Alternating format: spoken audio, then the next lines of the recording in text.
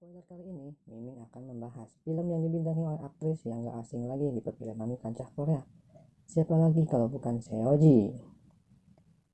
Di film kali ini, dia berperan sebagai seorang yang bisa melihat masa depan. Masa depan yang seperti apa yang bisa dilihat Seoji? Langsung saja kita pantengin, inilah The Recall.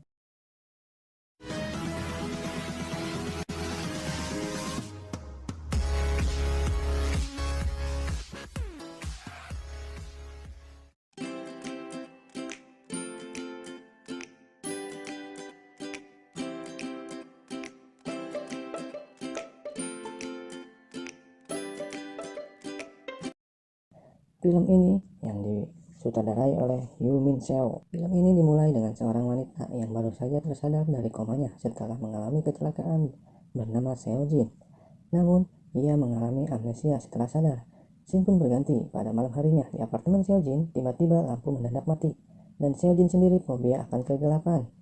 Sontak saja Seo Jin pingsan. Kemudian datanglah suaminya yang hendak menyelamatkannya.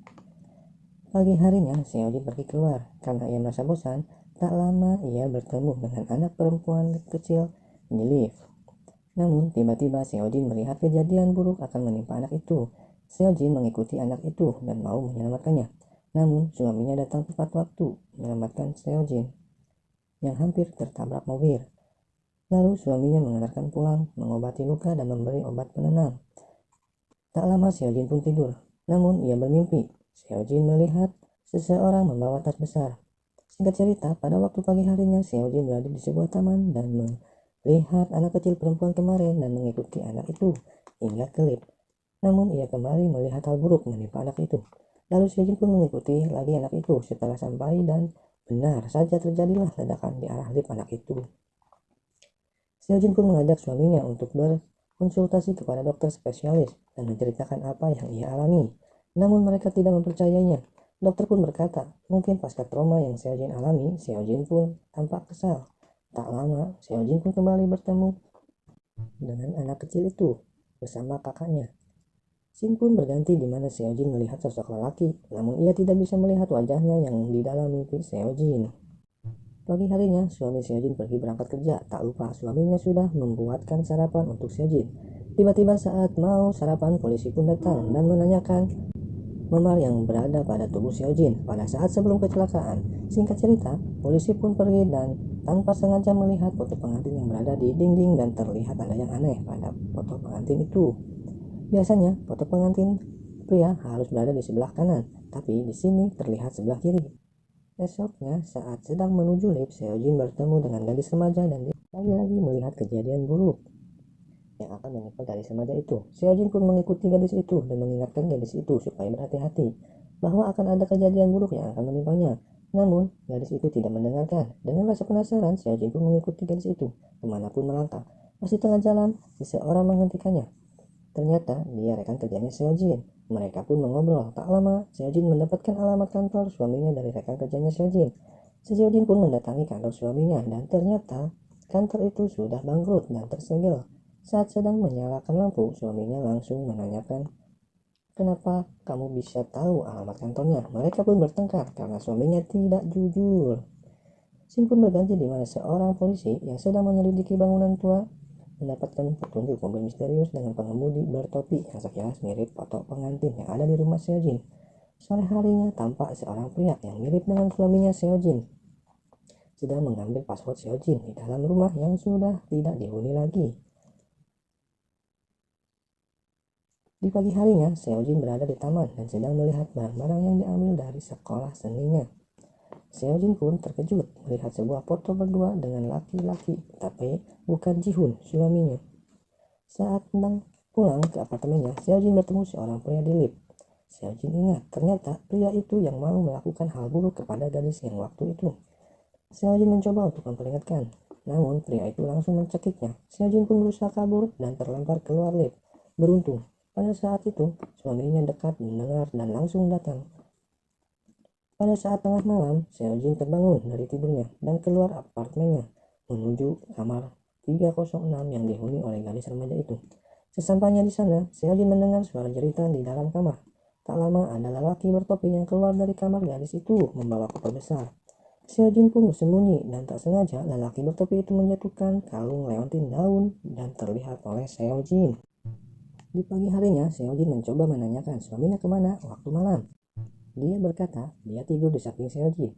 Seojin pun makin penasaran dan curiga dengan suaminya. Ketika hendak pulang, Seojin bertemu dengan petugas security dan memberitahukan bahwa ia sudah memberikan barang Seojin pada suaminya tadi malam, tepatnya jam 12 tengah malam, dengan membawa koper besar dan memakai topi. Jadi sebenarnya siapa Jihun ini? Dengan rasa penasaran, Seojin buru-buru masuk ke dalam rumahnya dan Seojin pun merasa kaget sekali bahwa dia menemukan kalung yang dilihatnya semalam ada di kantung sweater suaminya. Keesokan harinya, Seojin langsung melaporkan kepada polisi bahwa ada mayat di kamar 706 dan dia mengetahui siapa pelakunya. Saat hendak memberikan kalung itu, tiba-tiba suaminya datang untuk menjemputnya dan memberitahu bahwa pelaku pembunuhan itu Jihun, suaminya.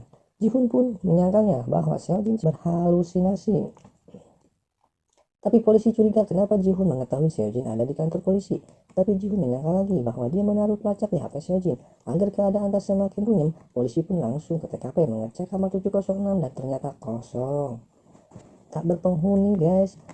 Mereka pun pulang dan lagi-lagi Seojin dicekoki obat penenang oleh Jihun. Tapi kali ini Seojin tidak menelannya, justru dibuangnya. Singkat cerita, esok paginya Seojin keluar dari apartemennya dan bertemu dengan seorang lelaki di lift. Namun, bagi Seojin lelaki itu nampak familiar. Lalu ia mengikuti lelaki itu dan terlihat berdebat dengan rentenir. Lelaki itu pun pergi dan mencari berkas di dalam rumahnya. Dan Seojin pun mengikuti lelaki itu. Tapi pada saat itu Seojin melihat hal buruk yang akan menimpa pada lelaki itu. Seojin pun berkata untuk tidak datang ke bangunan itu sebab ia bisa tewas di sana. Namun lelaki itu tidak percaya akan kata-kata Seojin. Sementara itu Seojin menemukan berkas-berkas yang ditujukan kepada Jihun dan dirinya. Sontak Seojin terkejut setelah melihat foto pengantin dirinya dengan pria itu. Seojin pun kebingungan. Namun Seojin teringat akan Jihun asli yang datang ke bangunan itu. Jadi siapa yang ada di foto pernikahan itu? Sesampainya di sana ia melihat lagi dirinya jatuh dari atas gedung. Lalu dia menghubungi polisi bahwa akan ada pembunuhan di gedung tua. Salah satu polisi melihat mobil seperti Jihun, suaminya Seojin, beberapa hari yang lalu tetapi bertopi. Tapi tak nampak seperti suami Seojin. Dan betapa terkejutnya polisi itu bahwa dia Kim Soo-ho. Adegan pun kembali ke bangunan tua. Tampak Seojin melihat mayat Jihun asli diseret oleh Jihun palsu. Seojin pun lari, ternyata Jihun palsu mengetahui keberadaannya. Seojin terpojok dan dia mengancam bahwa ia akan loncat dari atas gedung itu. Beruntung polisi datang tepat waktu dan melumpuhkan Jihun palsu. Seojin pun selamat. Lalu polisi memeriksa gedung itu yang katanya ada mayat, namun lagi dan lagi tidak ada apa-apa. Jihun palsu pun hendak membawa pulang Seojin, namun karena polisi sudah mengetahuinya bahwa ia adalah Kim Soo-ho, bukan suami Seojin, polisi pun menghentikannya. Namun pada saat itu, seorang polisi melihat tembok yang aneh. Lalu polisi pun membongkar tembok tersebut dan ternyata benar, ada mayat di tembok itu. Betapa terkejutnya Seojin bahwa ia melihat jam tangan yang sama persis di foto pernikahan dengan mayat tersebut. Kim Soo-ho pun ditangkap, namun Seojin melihat seseorang lelaki dari kejauhan memakai sweater hoodie saat pengambilan mayat tersebut. Scene pun berganti. Di kantor polisi, Kim Soo-ho menceritakan kenapa dia membunuh Jihun. Ia berkata bahwa ia tak sengaja membunuh Jihun. Setelah berdebat dengannya, Kim Soo-ho pun berencana untuk membunuh Seojin supaya dapat asuransi milik Seojin. Dan lebih mengejutkan lagi adalah bahwa Kim Soo-ho adalah kakak angkatnya Seojin. Scene berganti esok hari, dia kembali ke apartemennya dan melihat anak kecil yang waktu itu dan bertanya namanya. Seojin pun kaget bahwa nama gadis itu juga Seojin. Lalu Seojin mendatangi kamar 706 dan betapa kebingungan lagi, gadis remaja itu juga bernama Seojin. Jadi dia mengira bahwa dirinya bisa melihat masa depan, ternyata salah. Akan tetapi itu hanyalah ingatan masa lalu Seojin. Seojin kebingungan, yang nonton juga pasti kebingungan. Lalu Seojin pun menuju rumahnya dan terlihat rumah itu tidak berpenghuni. Namun tak lama Jihun pun datang. Betapa terkejutnya Seojin karena ingatannya sudah membaik. Seojin pun menelpon polisi. Dia memberitahukan bahwa Jihun masih hidup. Polisi pun tak percaya bahwa Jihun masih hidup. Kim Soo-ho pun tanpa sengaja mendengar hal tersebut dan bergegas mencoba kabur dan menuju ke rumah Seojin. Sementara di rumah Seojin, Jihun melumpuhkan kaki Seojin. Setelah bangun, Seojin sadar bahwa mayat yang di bangunan itu adalah rentenir, bukan Jihun. Dan Seojin melihat semuanya.